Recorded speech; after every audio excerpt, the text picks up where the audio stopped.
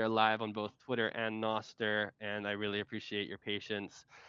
I have been beating my head against the wall trying to figure out how to make this streaming situation work out without caving in and KYCing to one of the plug and play platforms such as Riverside, which it seems to be is what most people use, probably because of how difficult this has been. So, thank you for your patience. How are you doing today? I'm going to make a couple quick little announcements, and then I'm just going to ask you some questions about Bitcoin, Bitcoin art, and your journey as a Bitcoin artist. This is the Bitcoin Art Podcast presented by Bitcoin Art Magazine. And I would like to shout out all of our sponsors. You can see them on this sweet little ticker that I vibe coded in the bottom of the screen. Thank you to all of our sponsors. Thank you to all of the patrons of art and of Bitcoin Art Magazine who have ordered copies of the magazine and or fine art book. And last but not least, most importantly, thank you to all of the artists that are creating beautiful art out there that have allowed this to be possible and have allowed me to help facilitate bringing to life this whole entire project. So today on the show, we have Gus Grillasca. And Gus, you're going to have to tell me how I pronounce your last name correctly. That I mean that's correct. It's originally uh, it goes Grillasca. It's the way you said it. Here in Okay. Mexico, in some places in the Hispanic world, they call it Grillasca because the double L sounds like a G. Okay. But no, but that's actually correct the way you said Okay. it. Okay, I'm gonna say Grillasca then, and not try not to butcher it too much by trying to pronounce it in Spanish. Yeah. um, cool, right on. So Gus is featured in the Genesis edition of Bitcoin Art Magazine. If you haven't picked up your copy of the magazine, head over to bitcoinartmagazine.com and grab a copy of the magazine. And sweet. Yeah. Cool, man. So how have you been? How's it going? And what are you up to right now? Are you working on any new art projects? I don't know. Give me a little check-in. Yeah, I mean, I'm always doing new designs and exploring new techniques, basically, because I just like to keep trying new stuff, new materials, new media. That's what keeps me going. So this year, I mean, it's kind of a surprise. I don't want to say too much, but I've been working in designs with mosaics and like a new series that I've been preparing since the end of last year. Hopefully, I'm gonna have some new pieces by the end of the month, so I can start sharing in social media.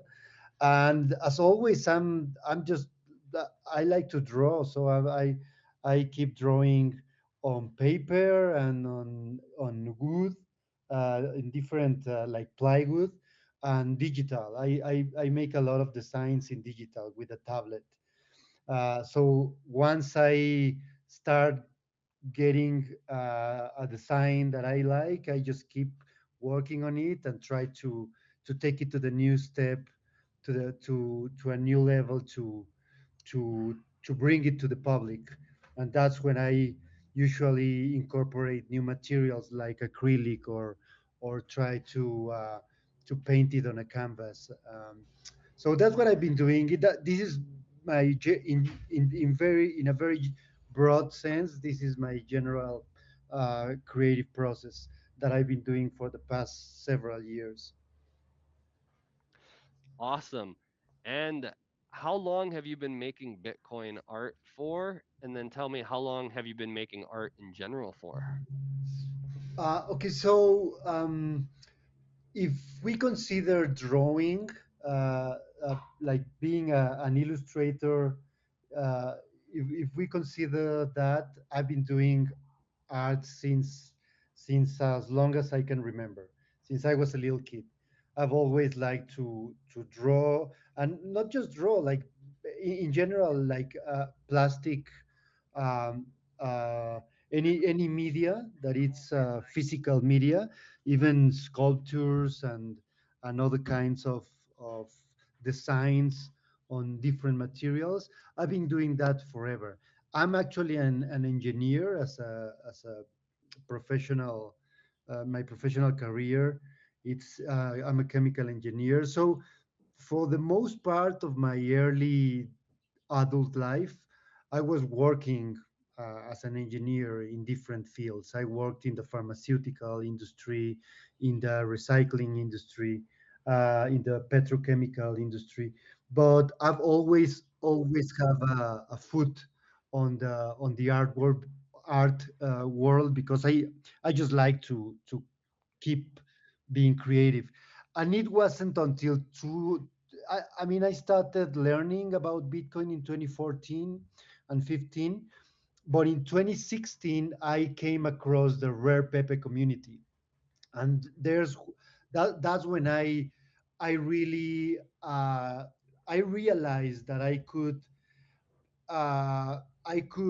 thrive with my creative process in this industry because before 2016 I was trying to get more involved in the Bitcoin community Hmm. and just like leaving behind my career because for a lot of different reasons, personal reasons and professional reasons, I wanted to shift to something more uh, internet focused.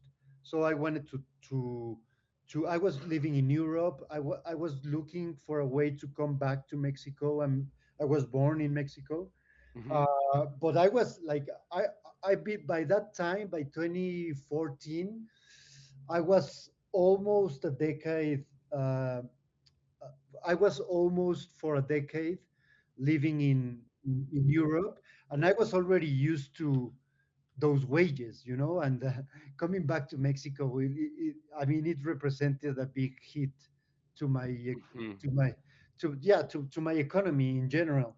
I just didn't see myself starting from scratch and sending CVs to to start from the bottom, Hmm. and I already have a company there in Europe, and I just couldn't afford start from scratch.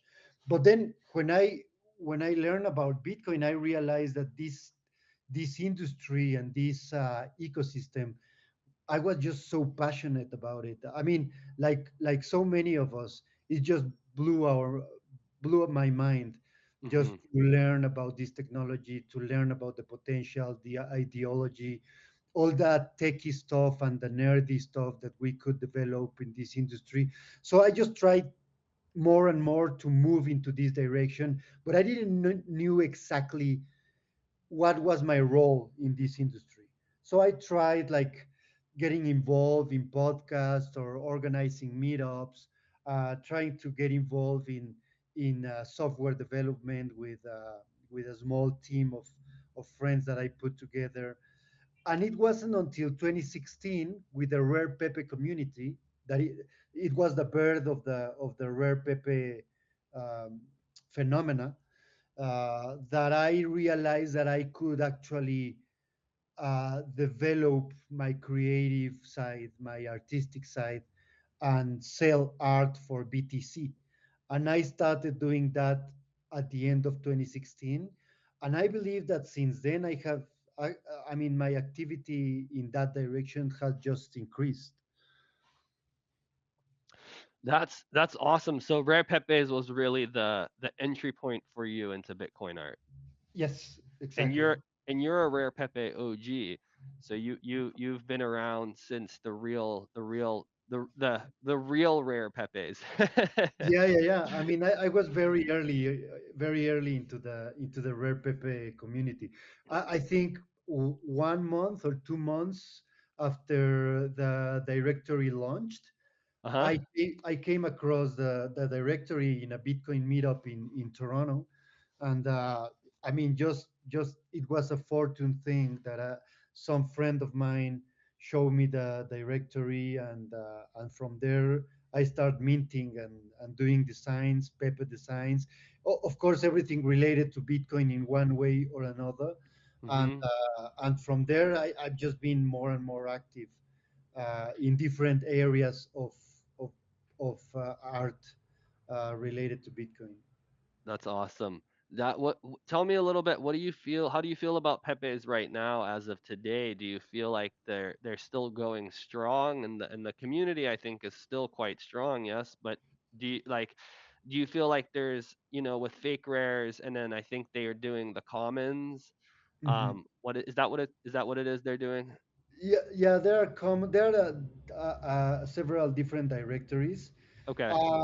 I mean, the industry has grown so much that there's always a little bit of everything. Yeah. I firmly believe that the idea of digital collectibles is never gonna go away. It's Uh-huh. just too powerful. It's too powerful for creators to just keep that idea running. Too big to fail. but Yeah. the NFT brand at the end of 2021 made a lot of harm to the idea. So Yeah. let me elaborate a little more. So the idea of having digital collectibles goes back to Hal Finney at the beginning of the 90s. So I mean that idea of having a digital good outside of Bitcoin itself, it's been in the forum since for decades now, and Mhm. I think it's just like it's common sense. It's just it just brings to the table a lot of possibilities for everyone to exchange goods in cyberspace. Mhm. But then, of course, during the pandemic, like we started doing the rare pepes in 2016 after a couple of years of people experimenting with the idea of tokens, and these tokens, these collectibles start growing since 2016, 17, 18, but the product was not finished, in my opinion. It was under construction. Mhm. When the pandemic came along, it just like the idea was that there was so much demand for these products that it blew every expectation. Everyone started doing NFTs, and most of them were crap. Were just like very deficient products, very bad quality products, and Mhm. that eventually brought down the big bubble of 2021. And I think that that industry in particular, the digital collectible industry, haven't recovered from that big bubble in 2021. And the brand NFT, uh, the, as a yeah as a brand, I would say, uh, made a lot of harm to the idea of having a digital collectible, because everyone associates now NFT to a scam, Mhm. or just something not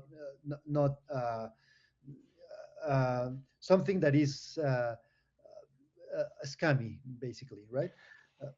Uh, that's the problem. But I believe that the idea of owning a digital collectible is too powerful. That's not going to go away. And going back to your question specifically about rare pepes, that's a super strong community, because that's a real project driven by the people, by the community. That have became cliche ever since, Yeah. but this is the one that is true to that idea. Like it just keeps going. That community doesn't need sponsors, doesn't need marketing, doesn't need VCs throwing money to pump the price. Yeah. It just works because it's a powerful meme and it's a powerful idea behind it. So I think it's just going to grow. Obviously, compared to other pump and dump schemes, sometimes it seems that it's not growing, or Mhm. sometimes for some people believe that it's shrinking, that it's dying. But that's because other projects grow so fast that it overshadows the growth of these organic communities. But Yeah. but the fact is that it's been growing ever since. every year is bigger and bigger. So I'm bullish on it. Yeah. Yeah, I hear everything you're saying, and I think it's tragic in a lot of ways how the VC funded influencer pump and dump NFTs kind of cycle that we went through, that happened, and that's still happening in certain ways. It's kind of unfortunate for like artists that actually have conviction and passion about the art they're creating, utilizing NFTs or tokens as a way to spread their art and fund their art. And so it's interesting. It'll be interesting to see what how it all unfolds and what happens in the coming years with it, because I mean it got really bad there. I think selling a digital print in a lot of ways is similar to selling a physical print. And there's True, also there's also stuff with like video game skins and video game characters that like there's been digital collectibles for a long time in most sure. major video games, but they're siloed or sandboxed to that game or that platform. And so there's definitely demand for it. And it's unfortunate. Yeah, it's just unfortunate that the real pump and dump hype kind of element of it that came through and gave a lot of other stuff that maybe was from actual genuine intentions a bad Yeah, name and yeah, stuff. And because it's true that possibilities for these applications for this idea are countless, but we have just been flooded with bullshit. uh, So it's really hard even for us that we are very deep into these ideas. Sometimes it's so hard to discern which projects are valuable. So I mean, this industry in particular, the crypto collectible industry, it just needs time to mature and to condense into what's really valuable. And I'm positive that very valuable stuff are gonna come out of this. yeah, no, it'll be interesting to see how it all unfolds. Hey, you can see this my screen right now that I'm sharing, yeah? Yeah. Cool. Let's talk a little bit about these art pieces that are right on here. Um, Mhm. maybe let's just start with this first one. So 2024 Cyber Hornet. I think I remember this piece. This is on wood, yes? Yes. So in that particular series, I was doing designs on paper, Okay. but I mean, so part of the restrictions that I have for some of these uh, collections is that I want to take them to the United States or sometimes to other forums around the world, and there's always a trade-off. If you do it on paper, then you need to take a frame or you need to frame it on site. So there's always a hustle when it comes to choosing the materials and the medium and the way you want to show your artwork at a specific event. So what I try to do with this particular series is I made some drawings on paper, in a really nice paper actually, on a thick cotton paper, and but then I cut them and used them as stencils on plywood, and I painted on top of that with acrylic. So Okay. I like to always use as many tools as I can. Mhm. So for this particular one that we are seeing, I was doing Cyber Hornet designs for the Icarus cards. Probably you're familiar with those. Yeah. So I made last year, no, this was 2 years ago in 2014, uh, 2024, I mean. I made three designs for Icarus cards. So I made several bulls, cyber bulls, and a cyber whale, and cyber hornets. So Nice. this is one of the cyber hornets, and I had it on paper. But in order to bring it to this one, I sold it in Nashville. Okay, So yeah. You know, I remember it there. okay, yeah, cool. Yeah. I really liked it. I wanted to give it like a street art touch, but Yeah. I didn't want it to just bring a rolled paper and try to and put it on a frame there. So I came with the idea of put it in on wood. So this is a piece of wood.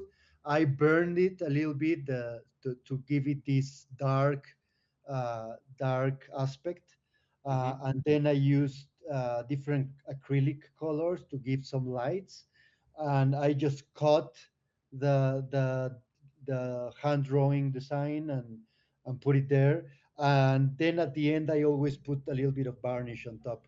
So I think it worked really well. People loved it, and I have several of these. I have the whale that I sold it in El Salvador, also in 2024, and a bull and some pepes. So I like that series. This is just like a sneak peek of of those artworks.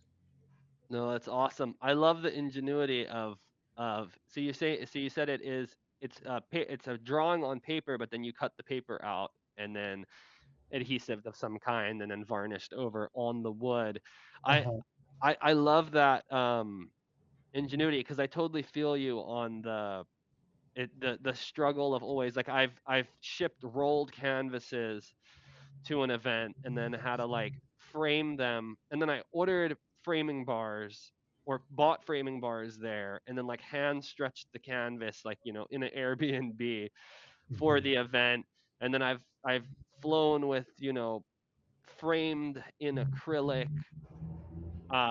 frames paper Yeah, yeah. prints and stuff and so all of the different struggles and kind of trying to figure out how to get it from one place to another is always so interesting so Yeah, I it's always evolving. My I mean the way I'm trying to present. I mean I see some artists around us that they have this uh, clear way of presenting their work every time, and I yeah just like admire them because I don't know if I'm gonna get to a point where I'm satisfied with a way of always presenting my work and just stick to that. I don't know if I'm gonna be able yeah to get there because I'm always experimenting, as you said. Like I sometimes I get a frame, I change the glass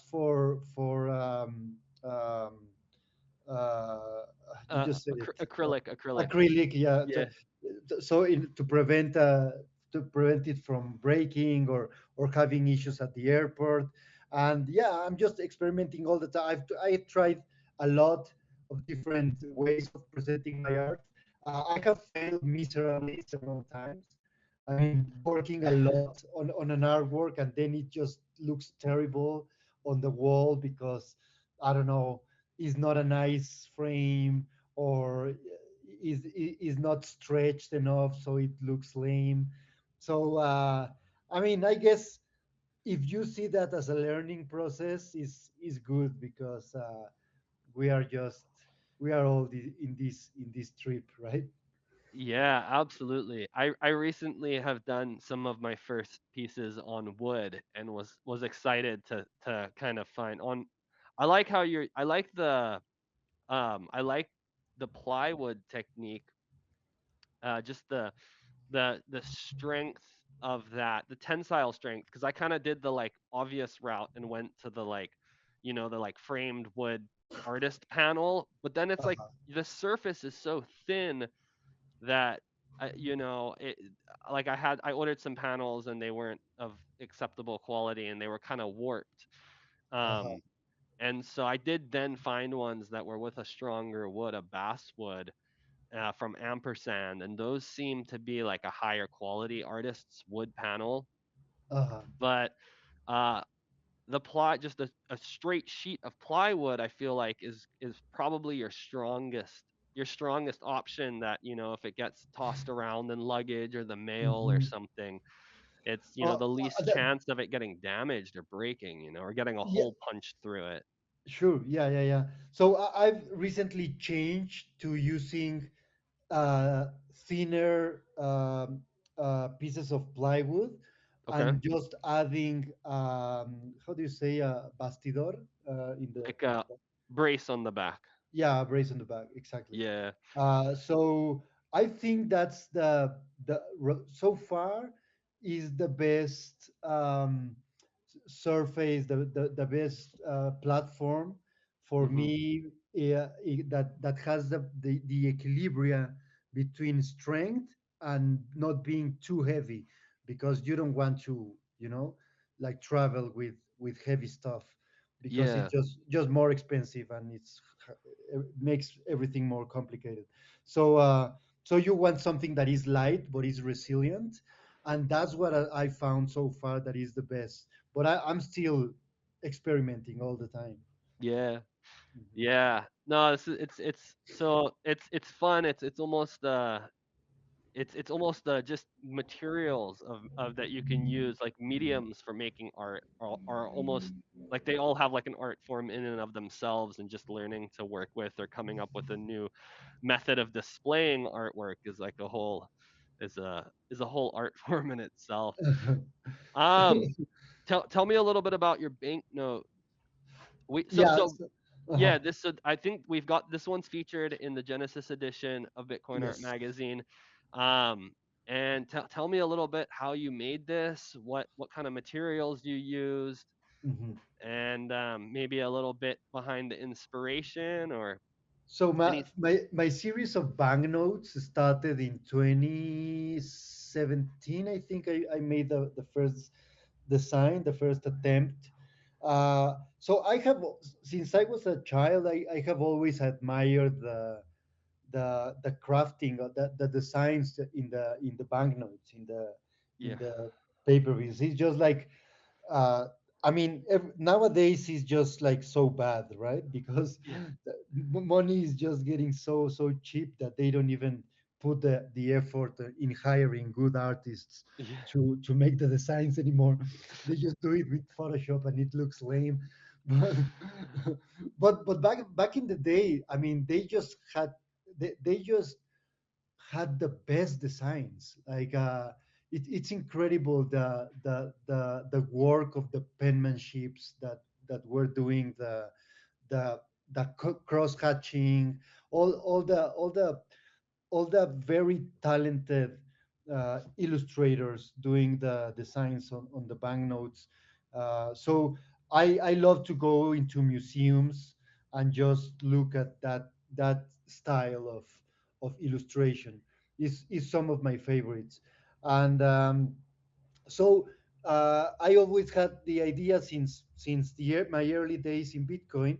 I always had the idea of doing some sort of that kind of art incorporated into my artwork. So in 2017, I made a first attempt to make a Bitcoin banknote, which is a little similar to the other one, the one in the right, the Bitcoin banknote, the one of Miami, the black and white. Yeah, This that one. one. Yeah, it's a little bit similar to that one. This is it. Every year I'm trying to publish a new design. Okay. So in 2018, I brought to Miami uh, my first Bitcoin banknote design, and I just loved it. I mean, it was pretty much like this one that we are seeing, like the idea of Satoshi Nakamoto, the face of Dorian, you know. Yep. Uh, representing Satoshi Nakamoto, of course, and with some memes around him related to the blockchain and some other elements. And I just love the idea. And I said, okay, I'm going to try to stick to this series. This is something that I love. So I'm going to keep doing it. Every year, I'm going to publish a new design. And that's what I've been doing. But then I realized that I enjoyed a little bit almost as much or maybe more. I enjoy just criticizing the current fiat standard, the fiat system. Yeah. So instead of just making happy Bitcoin banknotes and like happy art and bullish art, I start doing a little bit more dark and critical of the system. I like uh, to take out all this darkness that we perceive in the legacy system, in the banking system. Yeah. So I I I I realized that I could explore those ideas through my banknotes and make realistic banknotes of the banking system and the fiat system. So Yeah. since I think 2020 or 2022, I starting instead of just doing Bitcoin banknotes, just focus on Bitcoin. I put a little touch, a little something else, and and also to prevent myself from moving too far away from the Bitcoin narrative, sometimes I put augmented reality in these designs. So Okay. if anyone has Artivive or an app like that, one of those apps, Yep. you can actually see on top of these designs the Bitcoin banknote that comes on top. Oh, that's So awesome. I invite our listeners and the people buying the Bitcoin Art magazine to try with your Artivive app just one of these designs, and you'll see the Bitcoin banknote popping up. Um, so that's the main idea behind this series, and I try to do a different one every year. Last year was called the final battle.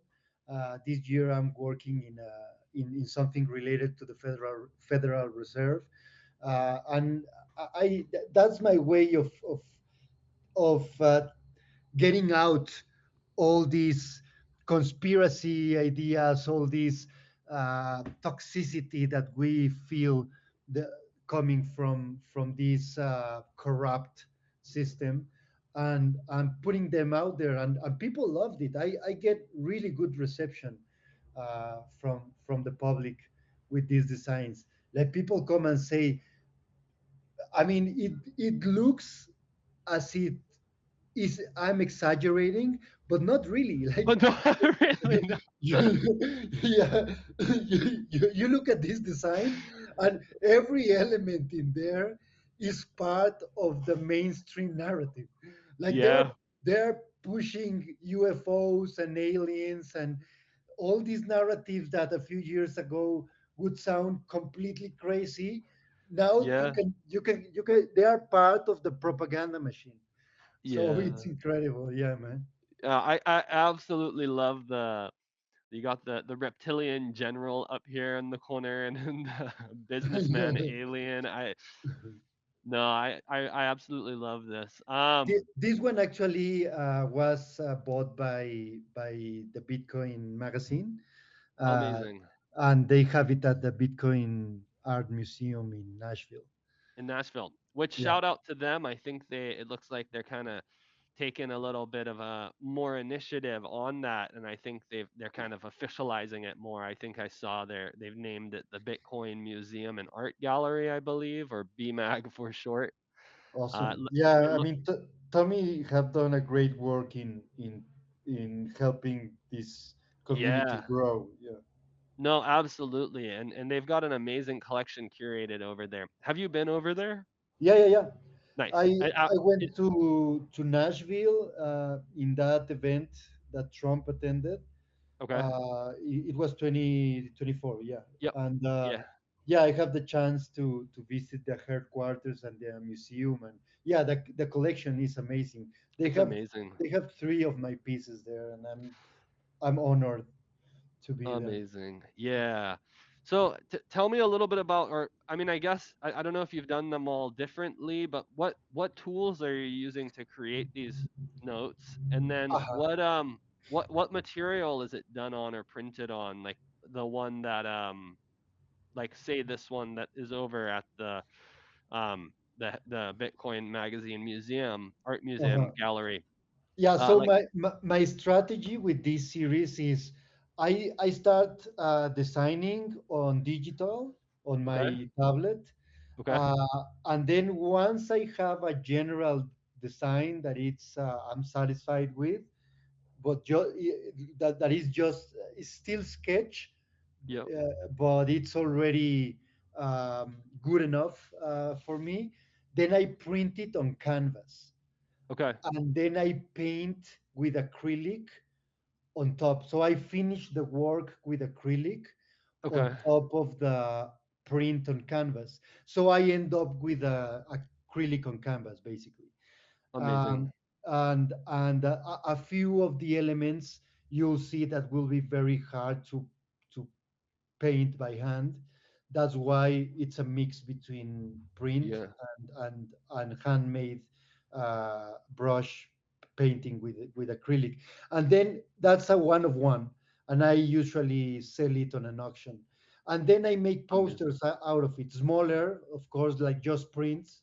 Yep. uh, and once the original is sold, I usually make smaller versions in a poster format.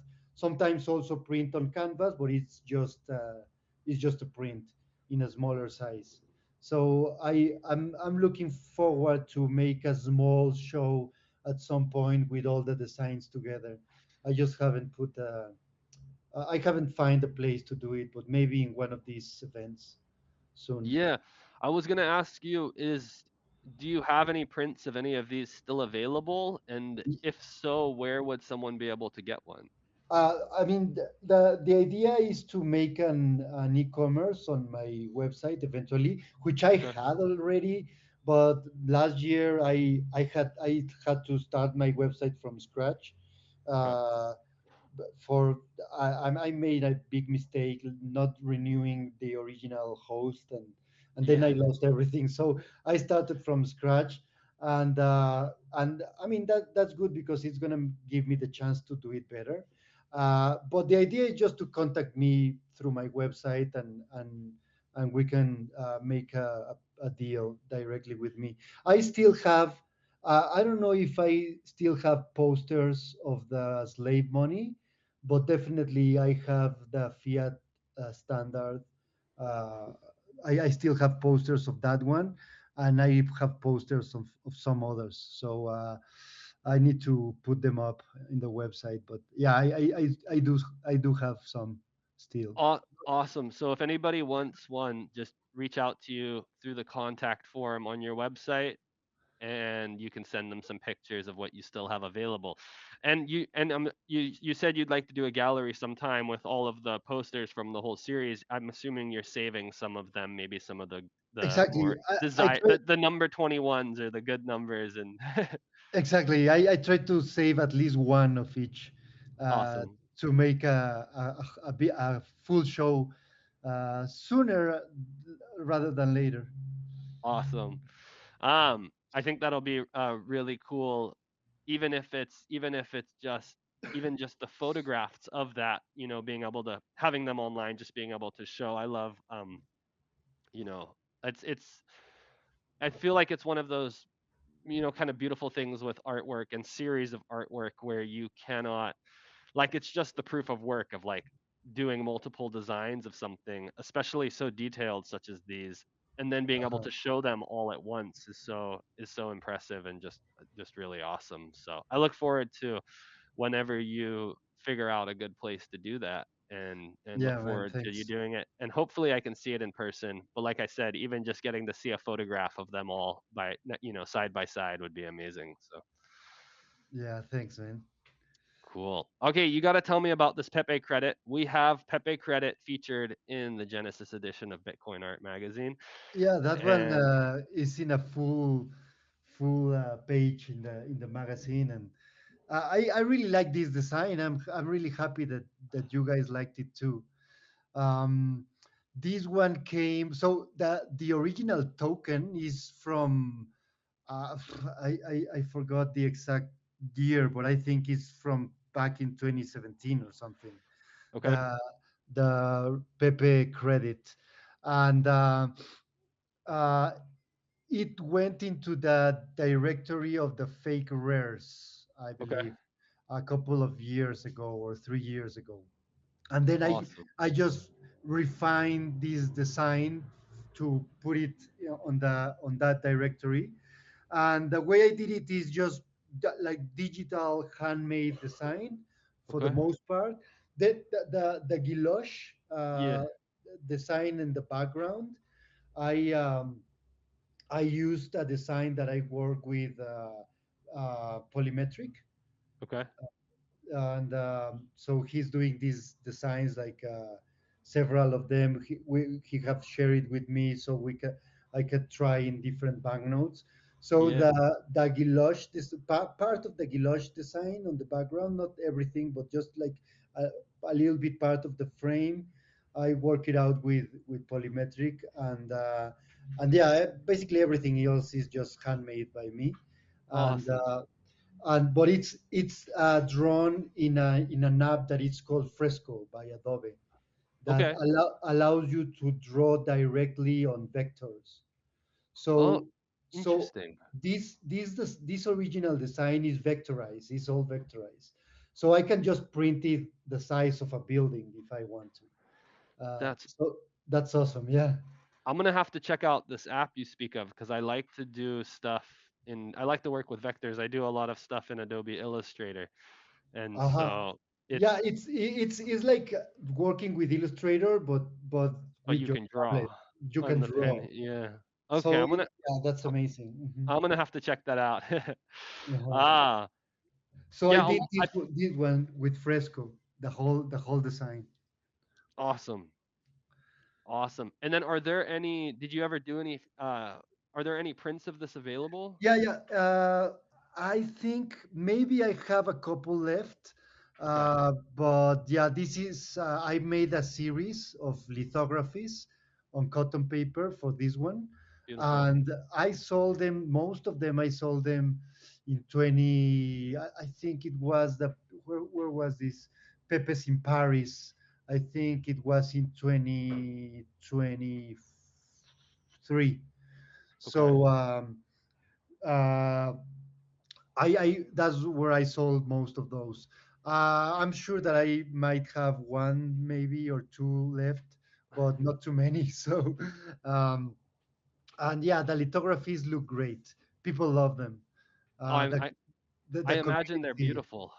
they're really nice. Yeah, and I print them in two different colors of paper.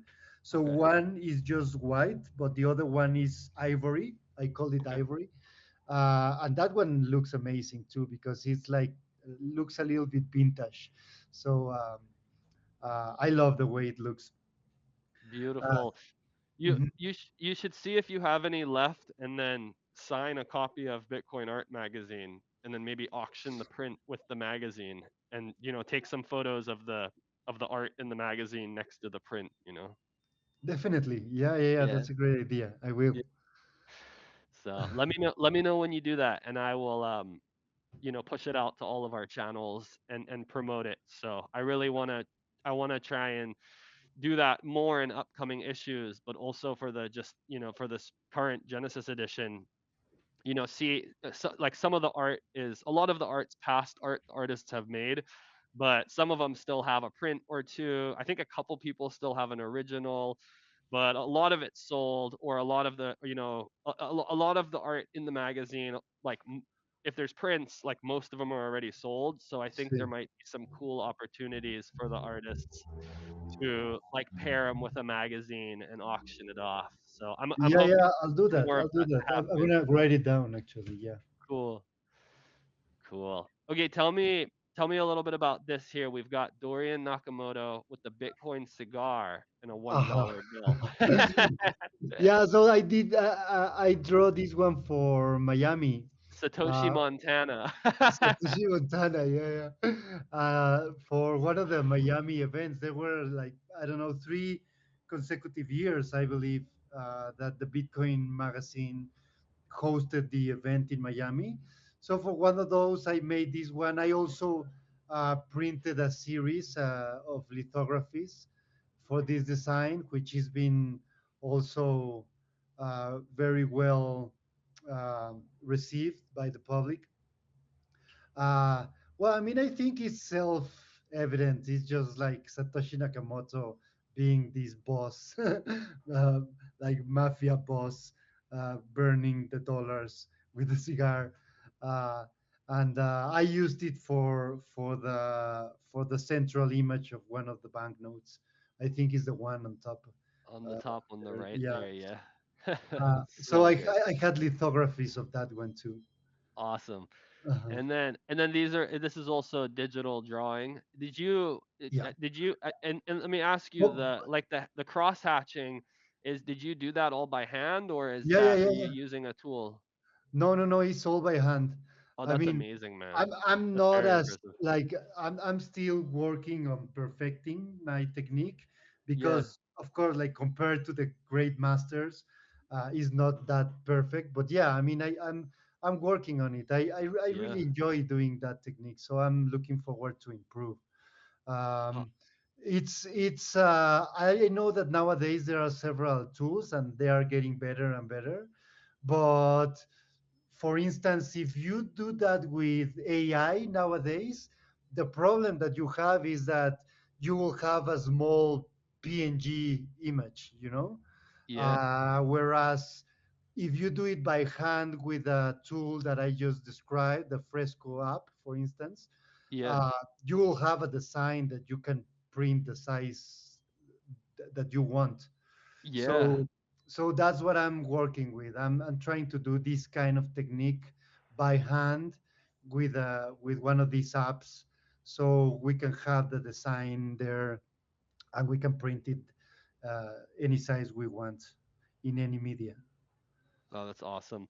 No, Mhm. it's very beautiful work. It's far better than any cross hatching I've ever done. So, Thanks. yeah, I both of these. So, no, I've played around with some tools in Photoshop for it a little bit, but that's the extent of my experience with that. I love it. So, Uh-huh. also like halftone stuff. Indelible, I think, is making some cool halftone Uh-huh. pieces recently. He's been screen printing. Cool. Right on. Hey, I'm gonna plug your website here. I realized I may have not plugged it yet. So gusgrillasca.com. That's GusGrillasca.com. And you can also find Gus Grillasca on Twitter, or I guess X, fine. But I'm still calling it Twitter. You can find Yeah, Gus on I, I, Twitter. I I refuse to call it. I mean, Yeah. it's just weird. It just creates more confusion. Everyone Yeah. understands. Uh Gus, that's at Gus Grillasca on Twitter. That's GusGrillasca. And you're also on Instagram at instagram.com/Gus Grillasca. I need Or, to. I'm also on Noster. I need to update my website to put my profile there. I think I haven't been able to get my name in my Noster profile or something. okay. That's what was keeping me from publishing it. But you can find me there too. Like I'm Gus Grillasca everywhere. Yeah, I was able to find you on Primal by searching in the search bar, Uh but huh. the Noster one's a little tricky. What I've just done is, if you pay for Primal app, they give you like a vanity URL, so it's like primal.net/Asanoha, and Uh so that's huh. just what I've done for the ease of it. Okay. Uh, so I know there's that, and then I think it's also the Nippo 5 identifier can give you, like, if you search for someone's, like, I think it's like Asanoa at nosterplebs.com, you'll pop up. So there's a couple ways to do it, but it is a little bit tricky getting the name or getting something clickable and it not just be the npub. So you might be able to, let me check something real quick. If we go to Primal, and then if we go to your page in Primal,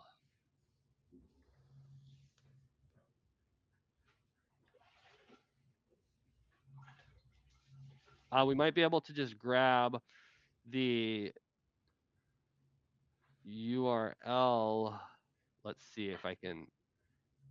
Okay, so cool. So it looks like you can, if you open up your website on Primal, Uh or huh. if you open up your Noster page on Primal, and then I think if you just copy the URL, it's like primal.net/p/n profile, and then I think that's just your npub. So you could use that to make like a clickable link, but you're not going to really use the URL like as a human readable version, if that makes Uh-huh. sense. Yeah, yeah, yeah. Uh-huh. So, but to add a little icon down here, which you definitely should, because I was looking yesterday to post for this episode on Noster and was like, dang, where's his Noster? And then I was like, does he have one? And then I found you on there. But Yeah, I think cool, I find it here on Primal. Yeah, I'm gonna do that. I'm gonna add yeah. cool. Mhm. Right on, man. Well, I appreciate you taking the time with me here today. And oh, there's a cool video on here. Should we play this video? I think it's a little bit too long. Okay. Uh, it's um, it's an interview of some guys that I have collaborated here in Mexico. It shows. I invite the people that are listening to watch it later. It's like 15 minutes long, or Okay. it's more than 10 minutes long. Um, but it's cool because you can see my studio, you can see where I work, kind of the things that I do in general. So it's a cool video. It's just I think it's a little bit too long for this interview. Okay, I won't play it right now, but I'm gonna go and watch it after this. And I also encourage anybody listening to go to gusgrillasca.com, and at the bottom of the about page, or at the bottom of the Bitcoin page, Yeah, there is a video that you can check out Gus's studio and learn a little bit more about him. So yeah, right on, man. Well, I really appreciate you. I appreciate everything you're doing, and I am really stoked and honored that we got to have you in the magazine here, the Genesis edition. And it's nice getting to do these episodes because I get to talk to all the artists a little bit longer and get to learn a little bit about you, because I at the conferences it's always so kind of busy and stressful. I feel like I never really yeah. get to hang out with hang out with the other artists as much as I would like to. So Yeah, conferences are crazy, man. But this is a great space. I mean, I'm I'm really thankful that you're doing this.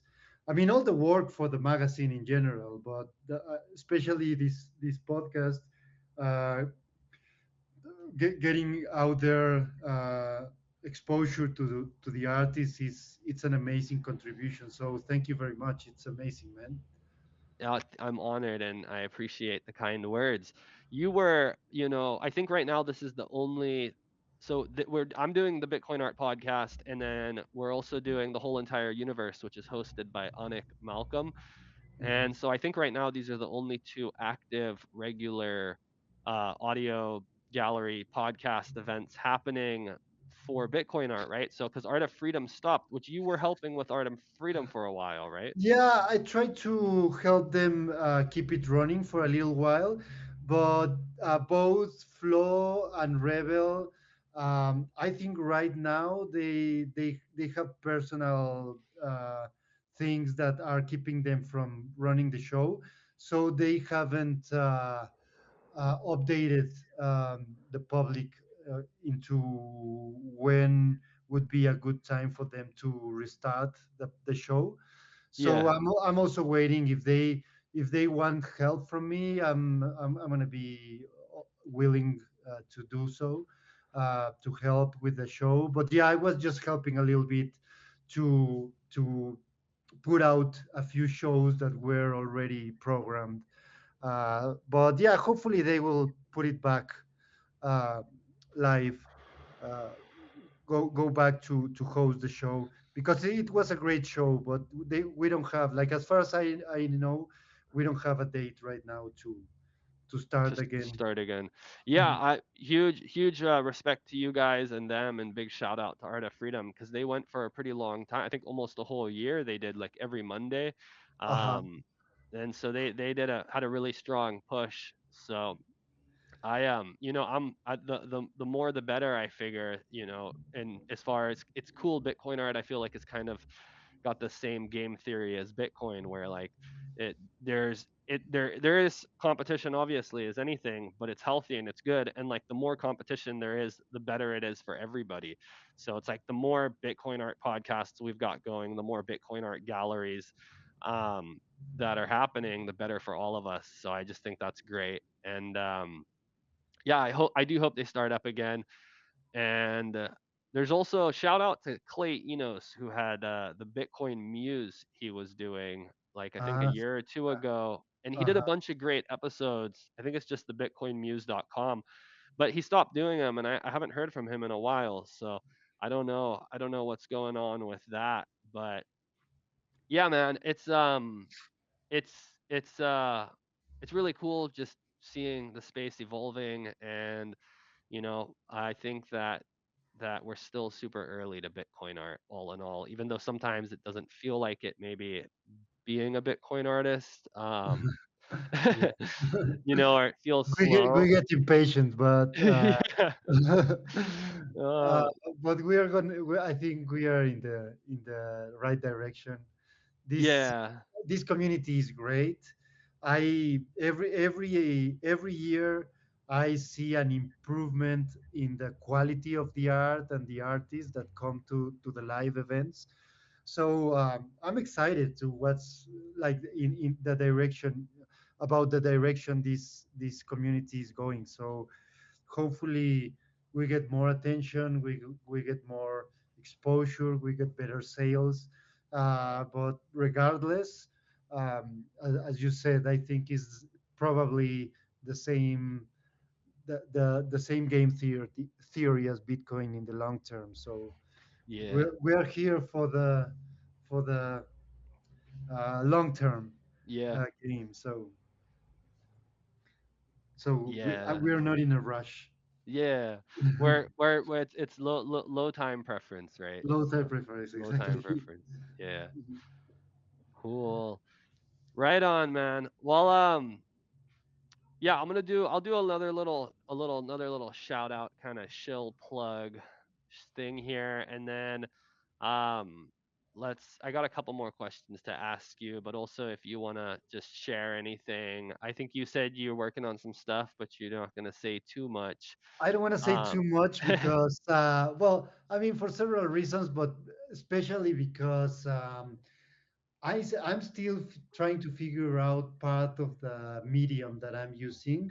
So maybe I'm gonna save the details for later. But just uh, uh, it would be enough to say that I'm working with some vintage designs uh, that combine pixel art and physical media and really cool gaming um, themes. So I'm very excited on the way it's looking, but I still need to work on how I'm gonna present it, um, and that's as far as I want to go. all right. I appreciate the little tidbits, and I won't pry you for more, although I want to. Um, so right on. All right, I'm gonna do a little shout out here. This is the Bitcoin Art Podcast featuring Gus Grillasca. You can find Gus's work at gusgrillasca.com, and there is a contact page there, and you should go follow him on Twitter and Instagram and Noster as well. He's going to put his Noster link on the website, but for now you can search in Primal or probably Damus, just Gus Grillasca. And this is January 15th and just the beginning of the year, but we're looking forward to doing many more episodes, audio galleries throughout this year and into the next and into forever and onwards. So you can keep track of upcoming episodes at the Bitcoin Art Podcast at bitcoinartpodcast.com. And we are presented by Bitcoin Art Magazine. A huge shout out to all of our sponsors who have sponsored Bitcoin Art Magazine. Shout out to everybody who's purchased a magazine, all of our patrons, and last but not least, possibly, probably, definitely most importantly, shout out to all of the artists featured in the magazine. Thank you for trusting me to display your artwork in a elegant and classy way, which is what I tried to do, and I hope I have done. Um, we are. I can certify that you've achieved that goal, Did, man. did we It do a looks good great. job? It looks, yeah, it looks great. Uh, Awesome. my brother has an editorial house, Okay. and yeah, I was just I'm excited to bring the my just freshly arrived magazines to his office just to take a look at the quality of the printing and everything. And I mean, I'll I'll share with you his feedback, but I'm sure like it's looking amazing. So I'm really proud to show it to him this week. Amazing.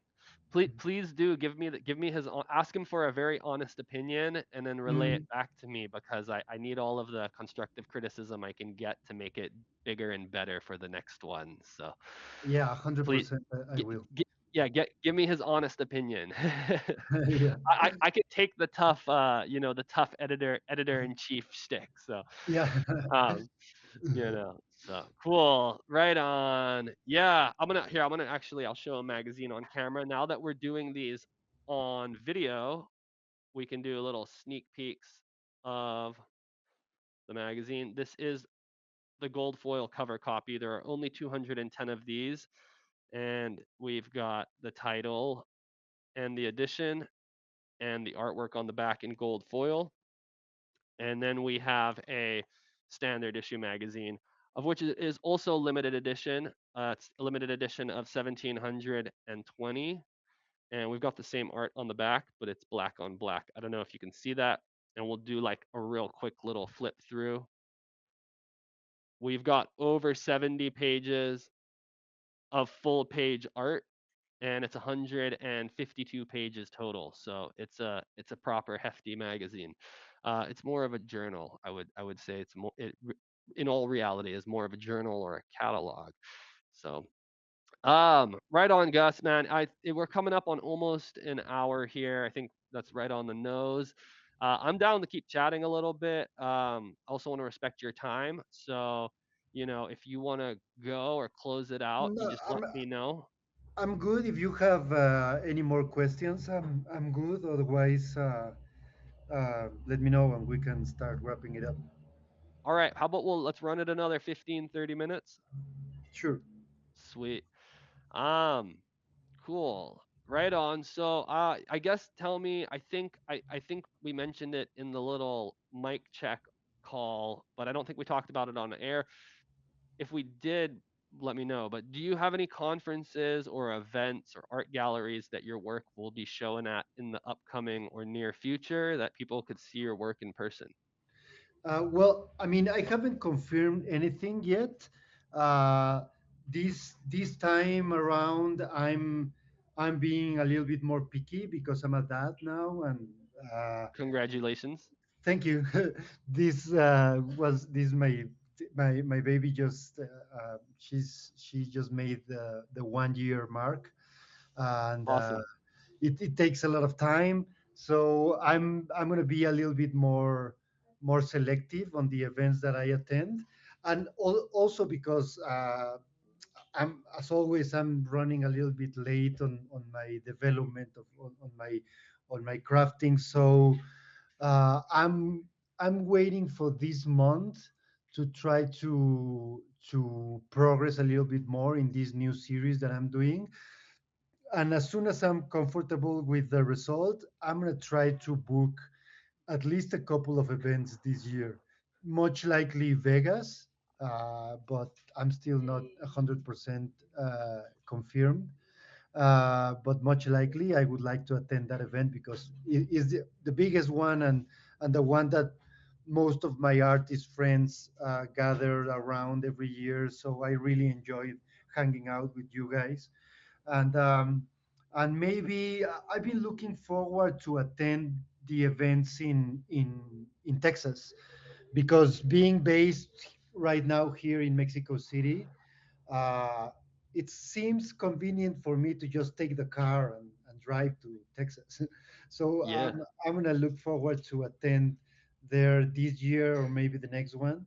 As soon Okay. as I have work to show there, I'm gonna try to contact the guys and see what I can do. So that's basically the plan. Every year, usually, not every year, but usually, for the most part, I'm invited sometimes to events in Miami and events Okay. in New York. So if I don't, if I don't make it to these events that I just mentioned, maybe I'll go to New York or Miami just to keep my face somewhere. Yeah, Uh, but that's my plan. Like it's nothing confirmed yet, but I'm definitely try to keep attending live events because that's for me that's one of the nicest parts of this industry of this ecosystem of artists to meet in person in real life and to have a beer and talk you know in in the real world. I really enjoy that, so I'm looking forward to keep doing it. awesome. And will you be announcing like what events you would be at? I imagine, and so if someone's following you on Twitter, they'll Sure. Yeah. Yeah. Yeah. Exactly. be able to see, if you're gonna, You which mhm. ones you'll make it to. Exactly. Yeah. Usually, once I'm confirmed, I start posting Awesome. a few videos or hints in my social. Awesome. Well, I hope to see you at least one event this year and get to hang out a little bit, because that would just be great. And then also, I'm gonna try. I guess I have a couple questions about your. Well, I was gonna say I'm gonna try and make it down to Mexico this year, or so All maybe right. I'll. Yeah, I want to try and get some surfing in somewhere. So I'll hit you up if I'm anywhere near the city and see what you've got going on. So Yeah. Yeah, I mean, regardless if you come through the city, let me know. I mean, okay, I know a lot of people here, so maybe I can help you out in any way. I super So, appreciate that. uh-huh. I will let you know when I'm coming down then. All right. Yes, please. Awesome. Hey, so a while or at the beginning of our conversation, you had spoken a little bit about your fiat job or your pre-Bitcoin art job. Did you say you do mechanical engineering or chemical engineering? Chemical engineering. Chemical Yeah. engineering. Okay, you Yeah. gotta. I didn't want to interrupt you then, and I wanted to talk about your artwork, but can you tell me a little bit about chemical engineering? What is chemical engineering? Yeah. Well, I when I went out of high school, I was just, I mean, I didn't exactly, I didn't know where to start my professional career, and that seemed like a good, like a broad and interesting field, which it is. Like I don't regret. It was it was really hard to go through college because it's a tough career. Like they don't make it easy for you to go through this through through chemical engineering. Like you really need to put the work. So I had like a really hard time going through college, but I'm super proud that I make it through. So much so that by the end of my bachelor studies, I fell in love with biochemistry. So biochemistry is basically the study of everything that is alive, from human beings to bacteria to whales, like everything that is alive and all the chemistry involved is super interesting. It just like the first time that I had a lecture on biochemistry, it just blew my mind. I thought, okay, this is what I want to do for the rest of my life. And then I started working when I went out of college. I started working a little bit on the petrochemical industry, which was super boring. I hated it. But then I made a master's on biochemistry in Wow. Barcelona, in Europe, and I stayed there for 10 years. I living Wow. there, and I developed a company there of recycling cellulose, which is a biopolymer, and so I love that field. I was very passionate about that field for the first 15 years of my adult life. It's just that at some point I realized that working as a chemist, you always need to. in one way or another, you need to work for the man. Like you need Yeah. to, even if you work into the private sector for the pharmaceutical industry, let's say, you just have uh, an endless number of bosses on top of you. You will Yeah. never have autonomy, sovereignty. It will be really, really hard for you to take into an independent line of research, for instance. Which, Yeah. by the way, like to be honest, I did. Like me and a small group of students and one of my professors back in 20, it was 2010, we made a spin-off from the university.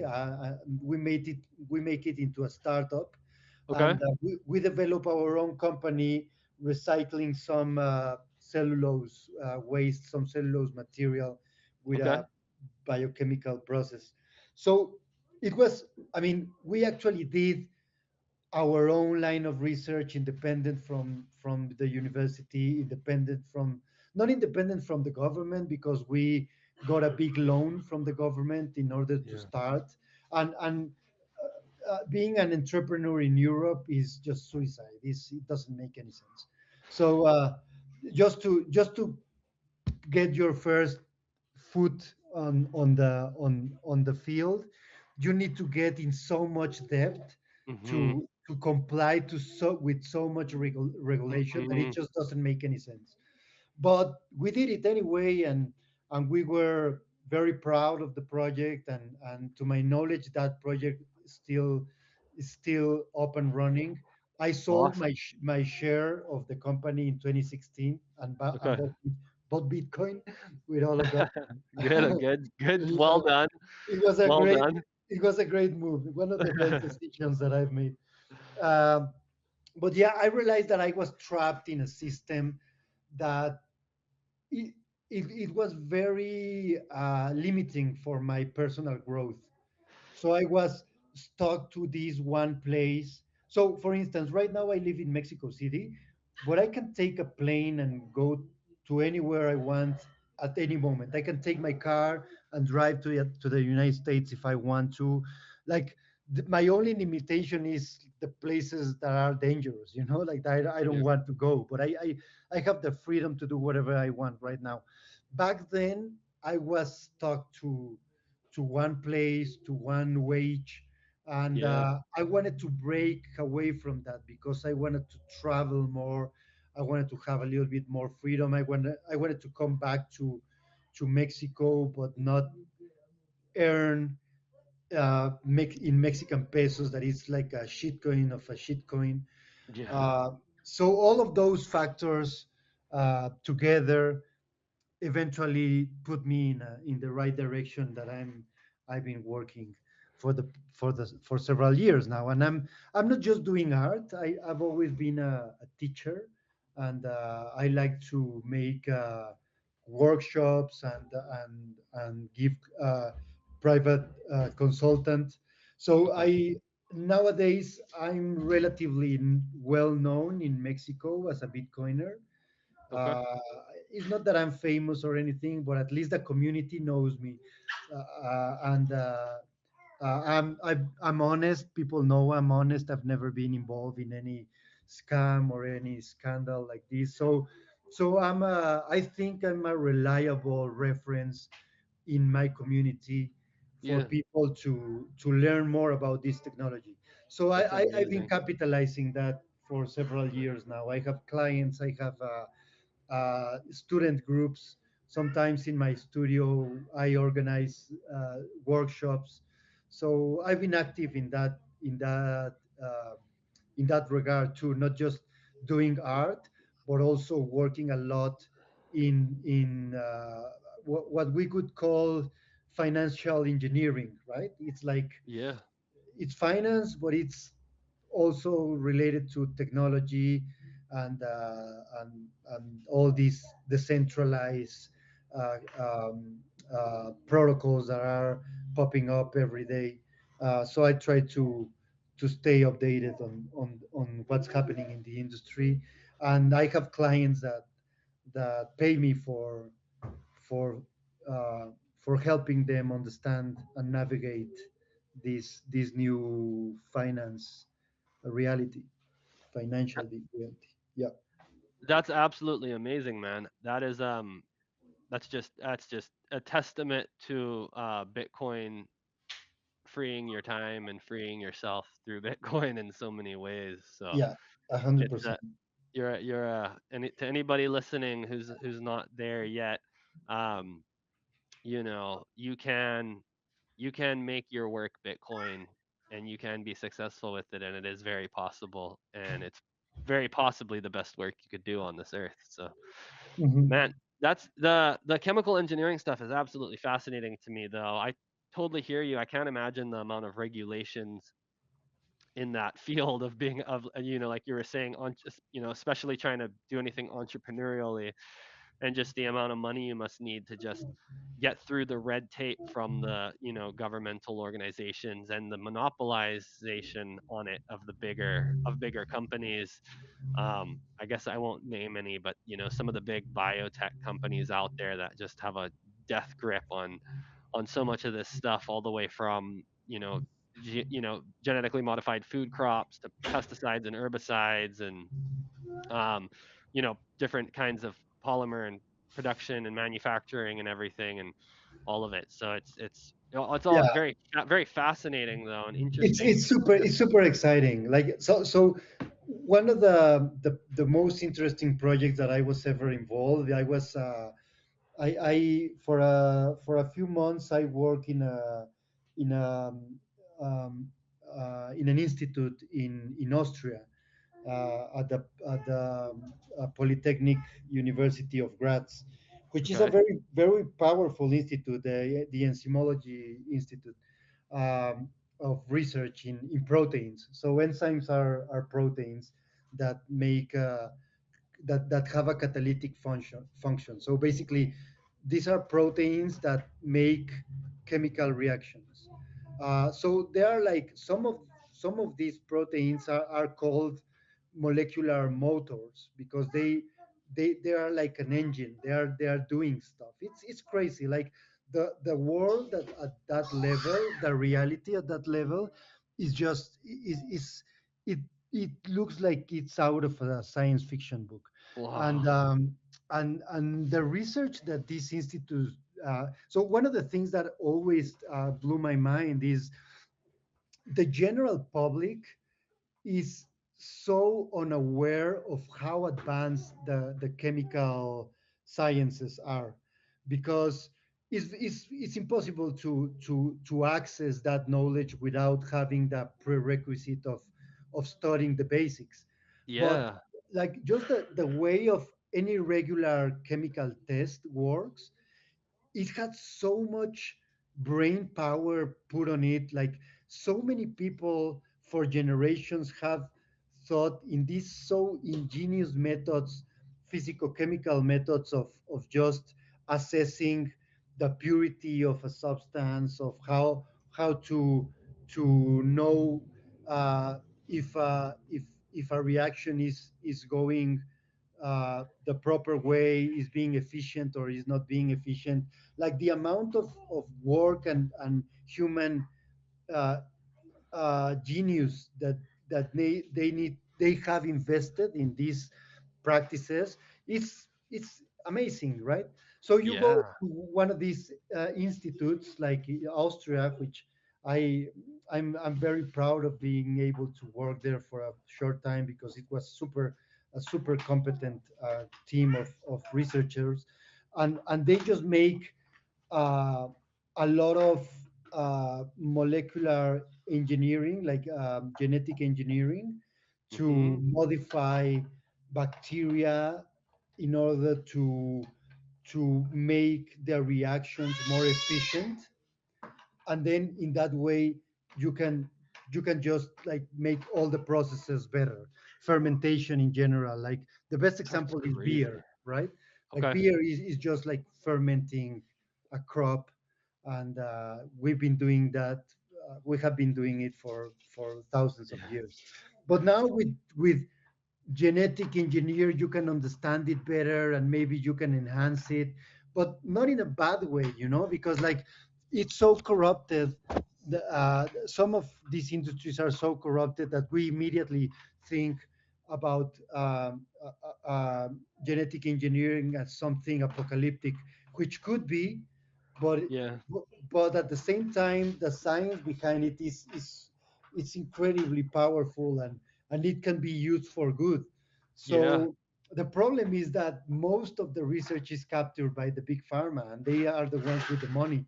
So they are Yeah. the ones setting the guidelines into where most of the research is going.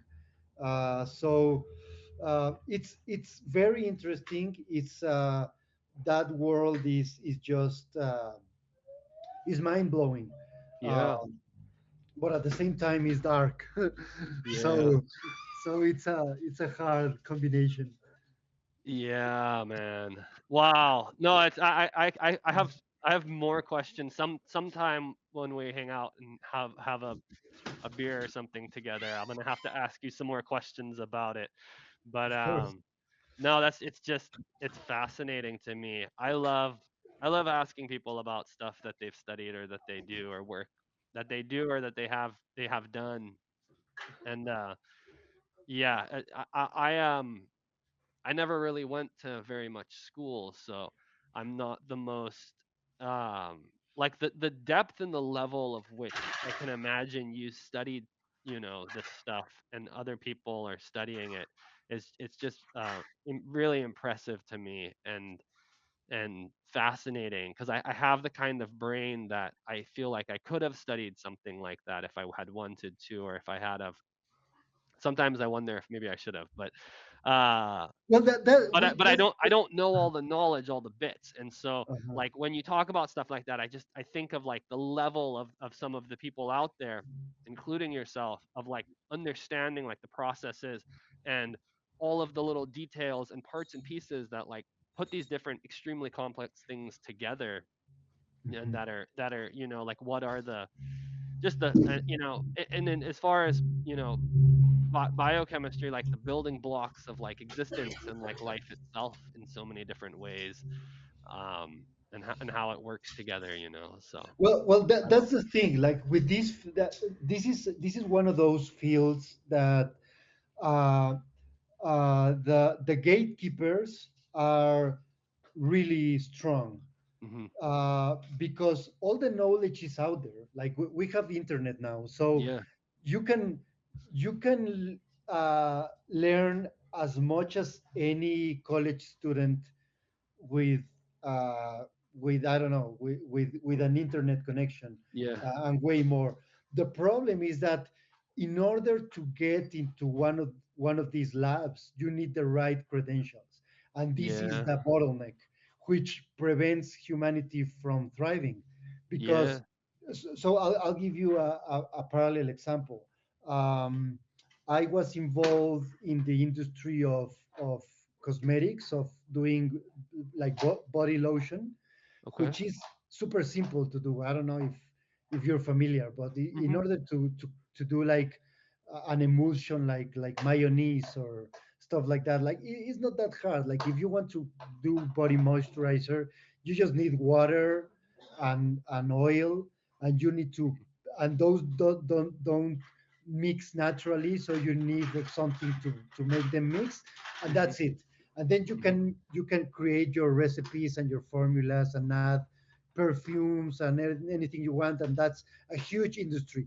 And I know people that are world experts on this that never went to college, and hmm they just been experimenting with different substances, with different natural oils, with different fragrances. They have been experimenting with this for so many years, and they know way more than any of us. I'm a trained chemist, but hmm I have never done this type of recipes for years and years, like they do. So hmm but the fact that this is a harmless or at least not so regulated industry in some countries like here, for instance, I know that in the US and Europe everything is super regulated, but let's say in Mexico you can get away uh, a little bit more Mhm. without complying with the regulators. So you can do a lot of stuff just by experimenting in your kitchen, and Mhm. you will gain way more knowledge that the vast majority of professionals just by researching the internet and doing your Mhm. your experiments. Whereas if you want to do a little bit of genetic engineering, that's gonna be really complicated, right? But it's not Yeah. that you cannot understand it, or like that the knowledge is out there. It's just that the gatekeepers of the industry are very strong. You you need that university key card to the multi-billion dollar lab. Exactly. You're and, exactly right.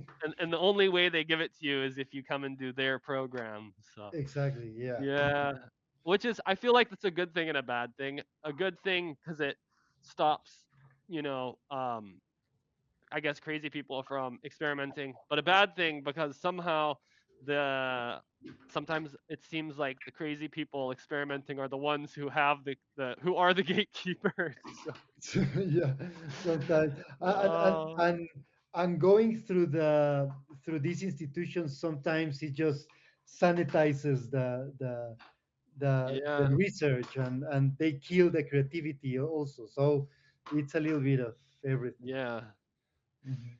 yeah. Oh, that's fascinating, man. Right on. Well, um, I'm happy that you, I guess, got out and got to where you are now and have more freedom in your life now. I do, And yeah. I, kind of what you know your journey there, the little bit that you've shared. I'm gonna, if it's okay with you, read the first page of Bitcoin Art Magazine. The inside cover is a little short piece written by Madex, and it says 21 million. There will be a future. There is a fire that is your soul, and all the forces of fiat exist to extinguish it. Fiat wants you subdued, compliant, exhausted. But if you're holding this magazine, or if you're holding Bitcoin, you've either escaped or you're about to. So thank Satoshi not only for Bitcoin, but for what it unlocks in you. It will fund your dreams, fuel your calling, and free your time. In honor of our ancestors and the builders before us, we forge a new world anchored in truth, built on Bitcoin. But your story just made me think of that as far as freeing your time and how perfectly and beautifully amidst all of this darkness and just suffering at times, the world seems to be pervaded with Bitcoin really can free your time and let you, spend it doing things in ways that, are maybe more enjoyable. So yours, Yeah. thank you, man, for sharing some of your story. Yeah, like I said, I've got more questions from you, but maybe let's wrap this one up and let's just hang out in person sometime, or let's just do another episode. So Yeah, man. Thank you very much for giving me the time and the chance of putting my work out there in the magazine and keep being part of this community, because I'm really proud and I'm very bullish of the of the future of Bitcoin and Bitcoin art. So thank you for the work that you're doing for all of us, and I'm really happy to collaborate with this kind of podcasts and interviews. So anytime, please let me know. And definitely, we're gonna have that beer next time and talk a little bit more about all the interesting stuff that we've been doing. amazing. I love to hear it. And yeah, let me know if I'll send you the link and let's just schedule another episode whenever you want. And then also if you have any ideas for collaborative stuff with you know, on the podcast or with the magazine or anything, just shoot me a DM. So Maybe we could do some maybe we could do like a coordinated print drop or something sometime. Yeah, So I'm gonna lots I'm of gonna ideas, you know. I'm gonna check out the lithographies that I have left, so we can make maybe that like a special like a yeah like a special edition for the magazine or something. That would be amazing. Yeah. Yeah. Let's DM about that and see what we can cook up. So All right, brother. awesome. Right on. I'll do a little outro and then I'll call it. So this is Gus Grillasca. This is Asanoha with Gus Grillasca. This is the Bitcoin Art Podcast presented by Bitcoin Art Magazine. And today we featured Gus Grillasca, one of our Genesis Edition artists. If you have not checked out his art or his website, please do so. Go to gusgrillasca.com and make sure you're following him on X and Instagram and Noster. And make sure you're following the Bitcoin Art Magazine. We are on X at Bitcoin Art Mag, and we are on Noster. You can go to primal.net/Bitcoin Art Mag. We also have a really awesome Telegram group with over 500 members, and the link to our Telegram group is in the bio of both our Twitter and Noster. And I think you can also just go to t.me/Bitcoin Art Mag, or it might be t.me/Bitcoin Art Magazine. But if you spend time on Telegram, join our Telegram group. Like I said, we have over 500 members. And huge shout out to everybody who's been supporting this project. I literally couldn't do it without you. And thank you to all of the artists out there and all of the Bitcoiners out there doing the good work and pushing this whole ship forward. So thank you all. And thank you, Gus, for spending the time with me here today. Thanks, Asanoa, and thank you everyone for listening, for your time, and your attention. So see you next time. Awesome. Have a great day, everybody.